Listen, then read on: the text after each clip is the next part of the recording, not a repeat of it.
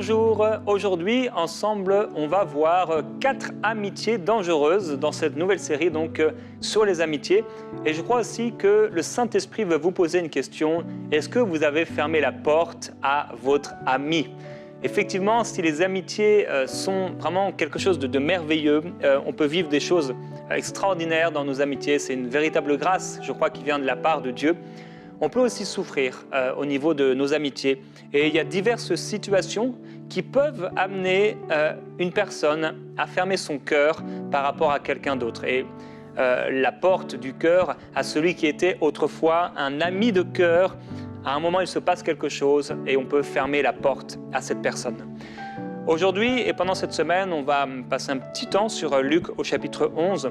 Dans Luc chapitre 11, Jésus parle en parabole d'un ami qui vient au milieu de la nuit chez son ami et pour lui demander du pain. Je ne sais pas si dans cet exemple, cette parabole, son ami était possessif et jaloux, mais il lui dit de l'intérieur de sa maison « Ne me cause pas d'ennui, la porte est déjà fermée, mes enfants et moi nous sommes au lit, je ne peux pas me lever pour te donner des pains. » Alors, si c'est un vrai ami, il aurait dû se lever même en pleine nuit pour lui donner du pain. Si j'ai un ami, un véritable ami, qui vient me voir en pleine nuit, qui m'envoie un texto, je suis devant chez toi, est-ce que tu peux m'ouvrir la porte et me donner des pains? Si c'est un ami, je devrais lui donner ces pains. S'il ne le fait pas, c'est parce que non, c'est pas parce que la porte de sa maison, la porte de bois de sa maison est fermée, mais en réalité c'est parce que la porte de son cœur est fermée. À un moment, on trouve dans l'Ancien Testament cette phrase « Jacob remarqua que le visage de Laban n'était plus envers lui comme auparavant ». Parfois, il arrive des choses dans nos amitiés et nous voyons que la personne a changé. Il s'est passé un événement, il s'est passé quelque chose et comme il est écrit dans cette parabole, la porte est déjà fermée. Cet ami aurait dû ouvrir la porte pour son ami, mais en réalité, oui, je crois que c'était la porte de son cœur qui était fermée. Et donc, il y a des situations parfois, en effet, où la porte du cœur de quelqu'un peut se fermer envers cette personne. Et je crois que Dieu veut nous proposer, si vous avez fermé la porte à un ami, 4 étapes. La première étape, c'est, je crois, premièrement, que l'on puisse pardonner de tout notre cœur à cette personne. Ce n'est pas seulement pardonner, c'est pardonner de tout notre cœur. Ça doit être profond. Père, je lui pardonne. Sincèrement, Seigneur, je lui pardonne. Je ne veux qu'il n'y ait plus rien en moi de mauvais, aucune amertume par rapport à cette personne. Dieu vous propose la première étape, de pardonner du plus profond de votre cœur à cette personne, tout comme vous avez été pardonné du plus profond du cœur de Dieu par rapport à vos et mes nombreux péchés. Ensuite, guérir notre cœur blessé. Là, il faut pouvoir le dire au Seigneur, « Seigneur, j'ai été meurtri, j'ai été blessé. Je réalise, parce que j'y pense régulièrement, j'ai souffert dans cette relation. Viens guérir mon cœur blessé. » Et je prie qu'aujourd'hui même, frères et sœurs, vous puissiez vivre cette guérison dans votre cœur. Troisième étape, bénir cette personne. Il est important, si vraiment vous avez pardonné de tout votre cœur, il est important que vous puissiez bénir cette personne. Alors vous pouvez bénir la personne avant même que votre cœur soit guéri, car en réalité, souvent, c'est au moment où vous allez bénir cette personne que votre cœur va guérir. Et quatrièmement, très souvent, je crois, pas toujours, mais très souvent, le Saint-Esprit va nous appeler à nous réconcilier avec cette personne. Et dans ce cas-là, il est important de pouvoir nous réconcilier avec cette personne que Dieu a mis à un moment sur notre route, parce que Dieu voudrait encore que nous puissions cheminer ensemble. On doit se rappeler que les blessures d'un ami prouvent sa fidélité, tandis que les baisers d'un ennemi sont trompeurs. Proverbe 27, 6. Oui, les blessures d'un ami prouvent sa fidélité. En effet, dans nos amitiés, on peut passer par des temps difficiles. Mais si on a reçu de la part de Dieu le ministère de la réconciliation, on devrait aller jusqu'à la 4e étape et nous réconcilier. Si Dieu nous a donné cet ami, à moins qu'il ne soit réellement devenu dangereux pour nous, c'est-à-dire qu'il veut notre mal, nous devrions nous réconcilier pour ne pas avoir à rougir devant le Seigneur au jour de son avènement, parce qu'il nous aurait donné un ami que nous avons refusé de pardonner et à qui nous avons refusé la réconciliation. À moins que cette personne vous veuille du mal eh bien, il est important que vous puissiez vous réconcilier avec elle, car c'est une grâce que Dieu vous a donnée, que Dieu vous a faite. Et je prie pour le ministère du Saint-Esprit qu'il soit opérant dans cette amitié. On ne doit pas oublier cette exhortation. Proverbe chapitre 27, verset 10. « N'abandonne pas ton ami. » Oui, nous devons apprendre à nous réconcilier. Et cela va passer toujours par la communication. Il y a un exemple de relation comme ça, un peu particulière. C'est juste, on va aller voir un tout petit passage dans la parole, dans Genèse au chapitre 21. Il est écrit « Abraham fit des reproches à Abimelech ». Et bien sûr, quand les amitiés s'éloignent, c'est souvent une histoire de reproches. Abraham fit des reproches à Abimelech au sujet d'un puits d'eau dont s'étaient emparés de force les serviteurs d'Abimelech. Abimelech répondit « J'ignore qui a fait cette chose-là. Tu ne m'en as point parlé, je ne l'apprends qu'aujourd'hui. » Et Abraham prit des brebis et des bœufs qu'il donna à Abimelech et ils firent tous deux alliance. Voyez, un problème relationnel. Abraham va faire des reproches, mais il n'avait pas communiqué. 1. Abimelech n'était pas au courant de la situation. 2. Abimelech ne savait pas qui avait fait ça. Et 3. Abraham ne lui en avait jamais parlé. Combien de problèmes relationnels dans nos amitiés viennent par un manque de communication? Il y a un problème avec un puits d'eau, ça peut être un problème avec quelque chose de technique, de naturel, ça peut être un problème avec une autre personne, une tierce personne, et on n'a pas bien communiqué, on a imaginé que... Et là, vous savez, Abraham était coupable. Il faisait des reproches à Abimelech, mais en réalité, il était coupable. Et celui à qui il faisait des reproches était en réalité innocent. Abraham a réagi d'une bonne façon en réalisant son erreur. Il a pensé que Abimelech était coupable alors qu'il était en fait lui-même coupable de reprocher quelque chose à un innocent qui n'était au courant de rien. Alors Abraham va faire alliance avec Abimelech et va lui offrir un cadeau comme signe de son amitié. Et avant de voir ensemble tout de suite deux exemples d'amitié en souffrance dans la Bible, on va voir maintenant 4 amitiés dangereuses pour lesquelles nous ne devrions pas nous battre. Parce qu'il y a des amitiés en souffrance, on va pouvoir s'identifier à 2 exemples, mais il y a aussi des amitiés dangereuses pour lesquelles on ne devrait pas se battre. Premier type d'amitié dangereuse, les amitiés qui naissent dans le péché. La première catégorie d'amitiés dangereuses sont les amitiés qui naissent dans le péché. Nous avons vu hier, Hérode et Pilate sont devenus amis parce qu'ils se sont donné Jésus en le méprisant. Et là, leur amitié d'ennemis qu'ils étaient auparavant est née. Il y a un autre exemple d'amitié dangereuse, les amitiés qui naissent dans le péché.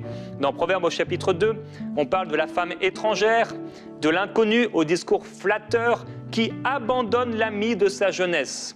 Il y a des amitiés qui naissent au sein de l'adultère. Malheureusement, ce type d'amitié arrive. Il y a des amitiés où l'époux va rencontrer une femme qui n'est pas son épouse et cette femme va avoir des yeux, va avoir un regard, va avoir une attitude, va avoir un parfum, va avoir des mots, va avoir des gestes d'affection, va avoir un comportement qui est à 100% un comportement de séduction et il y a là une amitié qui naît dans le péché.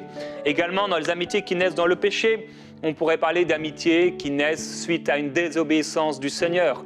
Le Seigneur t'a dit de ne pas aller là, mais toi tu y vas. Et là, ce soir-là, tu deviens ami avec une personne avec qui tu n'aurais jamais dû devenir ami. Deuxièmement, donc premièrement, les amitiés qui naissent dans le péché. Deuxièmement, les amitiés qui entraînent au péché. Elles ne sont pas forcément nées dans le péché, mais elles vont entraîner au péché. Il y a par exemple Amnon. Amnon, c'était le frère de Tamar et il va vouloir coucher avec sa sœur. Il était complètement obsédé par cette pulsion sexuelle. Il ne savait pas comment faire sur elle la moindre tentative. Et il est écrit que Amnon avait un ami et son ami va lui donner par manigance et ruse toute une façon de faire et il va lui dire tu vas aller au lit, tu vas faire le malade, tu vas dire à ton père d'amener ta sœur et là tu vas coucher avec elle, tu vas la violer. Voilà une amitié qui amène au péché, qui entraîne au péché. Ayons de bons amis. Il est écrit Je suis l'ami de ceux qui te révèrent, de ceux qui t'obéissent. Il est encore écrit, si, et c'est Dieu qui parle dans le livre de Deutéronome, il dit si ton frère, ta mère, etc. Mais si ton ami, il dit, si ton ami que tu aimes comme toi-même t'incite secrètement à offrir des sacrifices à d'autres dieux, tu n'y consentiras pas, tu le feras mourir. Ça, bien sûr, c'est la loi de l'Ancien Testament, c'est la loi de Moïse. Cette loi est dure, mais on a ici une pensée. Si ton ami veut t'entraîner à faire du mal, fuis, éloigne-toi de lui. Alors, il y a maintenant un troisième type d'amitié dangereuse. On a vu le premier type, les amitiés qui naissent dans le péché, les amitiés qui entraînent au péché. Il y a maintenant troisième type, troisième catégorie d'amitié dangereuse, les amitiés intéressées. Les amitiés intéressées, ce sont les personnes qui gravitent autour de vous parce que vous avez de l'argent, parce que vous êtes connu, parce que vous avez quelque chose à leur donner. Ils ne sont pas là pour qui vous êtes, mais pour ce que vous avez dans vos poches ou ce que vous avez dans vos maisons ou les personnes que vous connaissez. Ils ne sont pas là pour des bons intérêts. On a parlé hier des amitiés, troisième catégorie d'amitié, vous vous souvenez, les amitiés d'intérêt commun. Ce n'est pas de ça dont il s'agit. Les amitiés d'intérêt commun sont des personnes avec qui vous avez des intérêts communs et ce sont des amis véritables. Ici, ce sont des amitiés intéressées, des gens qui sont vos amis pour ce que vous leur donnez.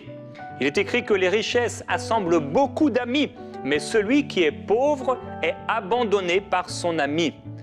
Voyez, quand on a de l'argent, et je me souviens, j'en avais parlé un jour ici dans une émission, quand j'étais plus jeune, il y avait un ami qui avait de l'argent, on était au collège, et il avait plein d'amis, plein de gens venaient chez lui parce qu'ils savaient que chez lui, eh bien, il pouvait fumer de la marijuana, il pouvait avoir tous les Kinder qu'il voulait, manger, etc.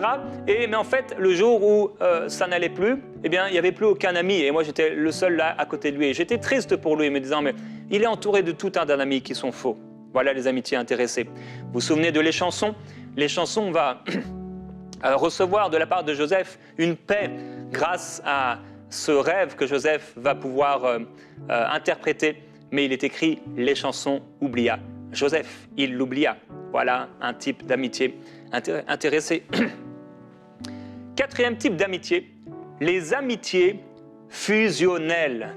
Il est écrit dans la parole de Dieu « Ne va pas trop souvent chez ton ami, de peur qu'il ne se lasse de toi et qu'il ne te prenne en haine. » Les amitiés fusionnelles sont pour moi de mauvaises amitiés, des amitiés dangereuses. Les amitiés fusionnelles, ce sont ces amitiés qui naissent comme un coup de foudre. En quelques jours ou en quelques semaines, quelqu'un devient la priorité relationnelle de ta vie. Il y a l'osmose, la complémentarité, la complicité deviennent très intenses. À partir de ce moment-là, vous faites tout ensemble. C'est la personne que tu veux voir tout le temps. Tu peux lui parler pendant des heures et elle est devenue l'épaule sur laquelle tu t'appuies, parfois même plus que sur le Seigneur. Quand tout ne va pas bien, c'est vers elle que tu vas. Elle est constamment là pour toi au point que tu en oublies les autres. Le problème, c'est que si tu donnes tout à une seule personne, tu lui donnes quelque part un énorme pouvoir sur ta vie. Cette amitié peut devenir malsaine. Et si vous vous disputez ou s'il arrive quelque chose de mauvais et que cette personne s'écarte de toi, il est possible qu'à ce moment-là, tu puisses beaucoup souffrir. Certaines personnes ont été détruites comme ça par des amitiés fusionnelles au moment où cette amitié a éclaté. L'amitié fusionnelle, c'est comme si tu vis tout à travers de cette personne. Il faut que tous tes choix soient quelque part approuvés par cette personne. Tu es devenu dépendante d'elle. Tu ressens un manque lorsqu'elle n'est pas là. Cette personne peut t'éloigner de ta famille, de ta maison et de tes amis. Et elle peut devenir contrôlante. Fais attention. Si tu ne fais pas attention, tu pourras finir par oublier qui tu es et même par perdre ton individualité et même ta personnalité. Alors, si cette personne te fait faire des choses que tu n'as pas forcément envie de faire, si tu redoutes sa jalousie et qu'elle critique régulièrement les choix que tu fais, tu es certainement dans une amitié fusionnelle. On ne doit pas se battre pour une amitié fusionnelle, mais plutôt on doit l'assainir et pas forcément écarter la personne parce qu'il faut différencier parfois l'amitié de la personne. Bien sûr, elles sont souvent très collées ensemble, mais il y a parfois simplement des amitiés qui prennent une mauvaise forme, mais ça peut être guéri, ça peut être assaini, pas toujours, malheureusement. Alors, je vais répéter simplement ces 4 amitiés dangereuses. Il y a les amitiés qui naissent dans le péché. Il y a les amitiés qui entraînent au péché. Il y a les amitiés intéressées. Et il y a les amitiés fusionnelles. Certainement qu'il en existe d'autres, j'en ai trouvé 4. Ce n'était pas fait exprès d'ailleurs, le chiffre 4, c'est à la fin j'ai dit, oh, il y a 4 catégories d'amitié, 4 genres d'amitié, 4 mauvaises amitiés. Je n'ai pas fait exprès. Maintenant, on va voir ensemble 2 exemples d'amitié en souffrance dans la Bible. Hier, je donnais des exemples d'amitié qui sont nés dans la Bible, David entre autres, Pilate, etc. David était un homme de cœur. On le sait lorsqu'on lit les passages bibliques à son sujet. Il avait une personnalité profonde, il avait des sentiments expressifs, il avait une sensibilité particulière. Ça, c'est vraiment David. David, le chantre, David, l'homme de Dieu, David il peut danser devant les gens, il peut rire devant les gens, il peut pleurer devant les gens. C'est quelqu'un d'expressif et il agissait souvent de manière expressive, plutôt avec le cœur qu'avec la raison. À cause de ça, ses choix n'ont souvent pas été compris parce qu'il n'agissait pas avec la raison, mais il agissait souvent avec le cœur. Sa sensibilité émotionnelle faisait en sorte que c'était le genre de personne qu'on dit entière. Vous savez, il y a ces gens-là qu'on dit des gens, voilà, ça c'est une personne entière. Alors, c'est bien les personnes entières parce qu'au moins elles sont transparentes. Des fois, bon, il faut faire attention, mais ça peut manquer de sagesse, mais c'est bien. Par contre, quand il fait beau et que tout va bien, ils vont exprimer leur joie, on les voit danser, sauter, rire aux éclats, mais quand il fait pas beau ou quand rien ne va, ils sont complètement désespérés, ils sont complètement par terre. David a beaucoup souffert dans ses relations et il a su l'exprimer à Dieu. Il ne comprenait pas l'attitude injuste de plusieurs personnes parce que, selon lui, il n'aurait jamais agi de la même façon qu'eux. Je vais juste partager avec vous quelques passages. Il dit, et essayez de représenter David et de vous identifier à lui par rapport à vos difficultés relationnelles. Il dit, « Des faux témoins se lèvent. On vient m'interroger sur des faits que j'ignore. Ils me rendent le mal pour le bien que j'ai fait. Je suis abandonné. Et moi, quand ils étaient malades, je revêtais un vêtement de deuil et je m'humiliais en jeûnant. Sans cesse, je priais pour eux comme un ami ou pour un frère. J'allais courbé dans la tristesse. » Voilà comment il réagissait. Et donc, David ne comprend pas parce que ces personnes qu'il dit être amis ne réagissent pas de la même façon que lui. Lui, quand ses amis souffraient, il était là pour eux. Mais c'est maintenant lui qui souffre et ses amis ne sont pas là pour lui. Et David pensait vraiment être innocent et certainement, il l'était à bien des égards. Il dit « Éternel mon Dieu, si j'ai agi comme on me le reproche, si j'ai commis un crime, si j'ai causé du tort à mon ami, si sans raison j'ai dépouillé mon adversaire alors qu'un ennemi se met à me poursuivre. » Il dira encore « Ma plaie écarte de moi mes amis. Mes compagnons, ceux qui me sont les plus proches, restent loin de moi. » Ils auraient dû prier pour lui, mais ils se sont éloignés. Il y a ce genre d'amis, comme l'exemple que j'ai donné quand j'étais jeune, des amis qui sont là parce que vous êtes quelqu'un, ou parce que, simplement, ils sont bien dans votre présence, mais le jour où ça va pas, ce sont des gens qui s'en vont. Il dit encore « Mes ennemis chuchotent tous ensemble à mon sujet, méditant mon malheur. » Donc ça, ce sont ses ennemis. Mais il dit « Même mon meilleur ami, en qui j'avais mis ma confiance, celui qui partageait mon pain, s'est tourné contre moi. » Au lieu que ses amis le soutiennent et l'encouragent, voici que ses amis avec qui il partageait son pain se tournent contre lui. Il dira encore « Ce n'est pas un ennemi qui m'insulte, je le supporterai. Ce n'est pas mon adversaire qui s'attaque à moi, je me cacherai devant lui. C'est toi, un homme de mon rang, toi mon confident et mon ami. Ensemble, nous vivions dans une douce intimité. Nous allions à la foule, à la maison de Dieu. » Oui, les souffrances relationnelles dans les amitiés sont quelque chose de tellement dur à vivre.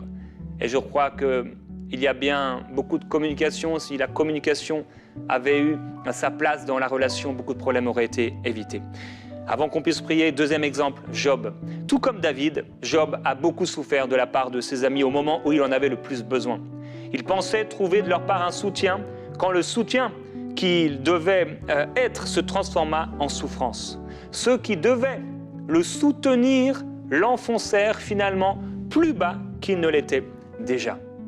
Pour Job, même si un ami s'éloignait de Dieu, Il dit qu'il serait resté son ami et ne l'aurait pas abandonné. Est-ce qu'on est prêt à aller jusque-là dans nos amitiés? Job dira, « Celui qui souffre a droit à la compassion de son ami, même quand il abandonnerait la crainte du Tout-Puissant. » Pour Job, avoir un ami qui s'éloigne de Dieu, ça restera mon ami. Parce que mon ami n'est pas en fonction de ce qu'il aime ou ce qu'il n'aime pas. Même si tout à l'heure on a vu, oui, je suis l'ami de ceux qui te révèrent. Mais si un ami est en train de s'éloigner du Seigneur, je veux rester son ami et je veux prier pour lui et je veux qu'il revienne à Jésus et ne pas fermer ma porte et fermer la porte de mon cœur à cette personne tout en faisant bien sûr attention si je suis faible spirituellement. Job dira, vous persécutez votre ami. Regardez-moi, je vous prie, vous mentirai-je en face? Revenez, ne soyez pas injustes. Job va dire à ses amis, vous savez, ces amis qui sont venus là pour l'aider, il va dire, mes amis m'ont trahi. Je suis pour mes amis un objet de risée. Mes amis se moquent de moi. Mes amis forgent des mensonges. Mes amis sont des médecins incompétents. Oui, des personnes qui étaient là pour te soigner, mais qui finalement te font plus de mal que de bien. Il dira encore, mes amis ont horreur de moi. Mes amis n'ont pas pitié de moi. Et vous savez, malgré ça, parce que oui, en réalité, c'était vrai ce qu'il exprimait. Bon, dans ce qu'on exprime, il y a aussi beaucoup de sentiments, on ressent des choses à l'intérieur, mais vous savez ce qui est beau avec Job, c'est qu'il va continuer de garder son cœur, au point où Dieu lui-même va s'occuper de cette situation et la colère de Dieu va s'enflammer contre ses amis. Mais pourtant, Dieu va l'appeler à prier pour ses amis. Et alors que Job va prier pour ses amis, il est écrit littéralement, Dieu rétablit la situation de Job quand celui-ci eut prié pour ses amis. Et Dieu donna à Job le double de tout ce qu'il avait possédé. Mon frère, ma sœur, on a dit au départ que Dieu nous propose 4 étapes. Et dans ce temps de prière, je veux m'adresser à tous ceux qui ont souffert et à tous ceux qui ont fermé la porte quelque part à un ami. Mon frère, ma sœur, si Dieu t'a donné cet ami, tu dois le garder. Si cet ami est devenu dangereux, ça veut dire qu'il veut te faire du mal. Je ne parle pas des amis que tu penses dangereux mais qui ne veulent pas te faire du mal. Si cet ami est dangereux pour ta vie, pour ta foi ou pour quelqu'un de ta famille, bien, tu vas t'en éloigner.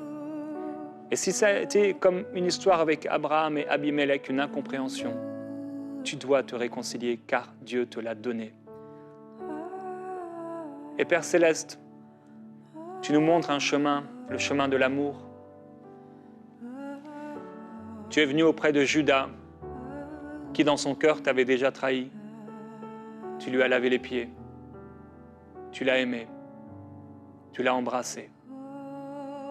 Et tu nous as montré un chemin et tu nous as dit d'aimer de la même façon. Père, j'ai prié rapidement hier pour ceux qui ont souffert dans leurs amitiés, mais aujourd'hui particulièrement. Je priais pour ceux qui ont été blessés au point de fermer la porte de leur cœur à leurs amis. On l'a vu dans cette parabole que tu as donnée, Seigneur. Cet homme n'est pas descendu parce que la porte de sa maison était fermée. En réalité, c'était la porte de son cœur qui l'était. Et je prie pour ceux qui ont fermé la porte de leur cœur à des amis avec qui ils doivent encore marcher aujourd'hui. Merveilleux Jésus-Christ, touche leur cœur, s'il te plaît, et touche cette situation relationnelle qui a été compliquée, difficile, qui a été meurtrie, qui a été abîmée, qui a souffert. Père, je prie que personne ne méprise un don et une grâce et un cadeau que tu as donné, mais que l'amour puisse triompher de tout, que la grâce de Dieu, que l'amour du Père, que cette communion avec le Saint-Esprit les amène à une réconciliation surnaturelle. Je te glorifie, Jésus-Christ. Merci parce que tu restaures des amitiés. Tu guéris et tu réconcilies des amitiés. Oui, Père, je t'en prie, guéris les cœurs brisés. Guéris les cœurs en souffrance. Il y a eu un temps où ils ont dû s'écarter. C'était peut-être normal, ils devaient vivre comme quelque chose, mais Ils sont passés par l'épreuve et je te demande, s'il te plaît, Seigneur, à ceux à qui tu as donné des amis, mais qui ont fermé leur cœur, que ce cœur puisse s'ouvrir au nom de Jésus-Christ. Mon frère, ma sœur, que ton cœur puisse s'ouvrir au nom de Jésus-Christ. Pardonne là où tu es. Pardonne et bénis. Et que ton cœur soit guéri, comme Job. C'est ce qui a été merveilleux avec Job. Il a souffert avec ses amis au moment où il en avait le plus besoin. Il pensait que ses amis seraient là et c'était même leur but au départ. Ils ne voulaient pas lui faire du mal. Mais ils n'ont pas réussi, ils n'ont pas su faire. Ils ont mal interprété, ils ont mal communiqué et ça s'est mal passé. Et il a beaucoup souffert. Et qu'est-ce que Dieu lui a dit à la fin? Prie pour tes amis. En priant pour tes amis, ce n'est pas seulement comme la malédiction ou la colère de Dieu qui s'est éloignée de ses amis, mais c'est également la bénédiction du Seigneur qui est venue sur la vie de Job. Et Père, alors que maintenant un frère, une sœur, alors que quelqu'un maintenant est en train de bénir son ami, merci parce que ta bénédiction repose maintenant sur ce frère et cette sœur. Et il y a une bénédiction, alors qu'il arrose de bénédiction cette personne, il est lui-même arrosé au nom glorieux de Jésus-Christ. Amen. Je veux également prier pour ces amitiés dangereuses. Père, je te demande s'il te plaît de donner à ton peuple des yeux pour pouvoir voir, un discernement spirituel. Je prie que tu puisses leur donner des yeux, vraiment un cœur pour comprendre, des yeux pour voir les personnes mauvaises, des gens vraiment avec un cœur mauvais, ou des gens qui peut-être n'ont pas un cœur mauvais, mais qui constamment vont pousser à faire le mal. Je prie, Père Céleste, que tu éloignes de nos vies les amitiés dangereuses. Je te demande, s'il te plaît, Père, d'amener vraiment, d'écarter de nous ces amitiés qui sont nées dans le péché. À moins que tu aies voulu, par ta grâce, amener une guérison, amener un changement. Parce que oui, tu peux amener le pécheur à changer et à devenir quelqu'un de bien. Je te demande, s'il te plaît, s'il y a une amitié qui est née dans le péché, qui amène au mal, Seigneur, que les cœurs puissent être gardés. Et je prie pour la sagesse et l'intelligence spirituelle, pour que mon frère, ma sœur sachent comment réagir, comment agir dans cette situation. Je prie par rapport aux amitiés qui entraînent au péché. Ces personnes qui, comme la femme adultère, va entraîner au mal. Ces personnes qui sont autour de nous, et à chaque fois qu'on est avec eux, eh bien, par ce qu'ils communiquent, par la façon dont ils vivent, par la manière charnelle peut-être dont ils vivent, à chaque fois, ça crée quelque chose en nous de mauvais. Peut-être des personnes qui calomnient, qui critiquent ou qui regardent toutes sortes de films ou qui ont des distractions qui sont mauvaises pour notre vie spirituelle. Père, je te demande, s'il te plaît, d'écarter ce genre de personnes selon ta volonté. Père, je te glorifie et je te remercie. Merci Saint-Esprit. Père, je prie par rapport aux amitiés fusionnelles. Il est possible que cette personne, Seigneur, tu aies voulu que ce soit son ami. Il y a quelque chose d'impur, même de spirituellement impur parfois. Et je prie que cela soit brisé dans le nom du Seigneur Jésus-Christ et que le Saint-Esprit puisse opérer là. Merci Seigneur Jésus-Christ. Je te glorifie. Amen.